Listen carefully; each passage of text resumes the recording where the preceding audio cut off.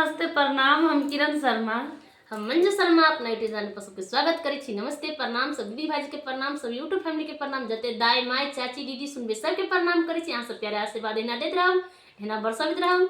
और जते YouTube family छी सबके प्रणाम। और हम दोनों देवरानी जेठानी जा रहल छी बहुत प्यारा से बहुत सुंदर से सामा चकेबा के गीत गाबे। और देखियो खास कर चुगला के ऊपर गीत छे। और ससुराल में अखन चुगला आबि गेल छे, सामा नैहर में आयल छे तो चुगला ससुराल में आयल छे। तो जरूर अहाँ सब गीत के लास्ट तक सुनो। खास कर बहन भाई के गीत छे, बहन खास कर में भाई बहन के बहुत प्यार वाला गीत छे। अहाँ सब जरूर सुनब, कमेंट करके जरूर बताएब। देखियो बहन अपना भाई से की कह रहल छे आ भाई उनकर की सजा द रहल छे।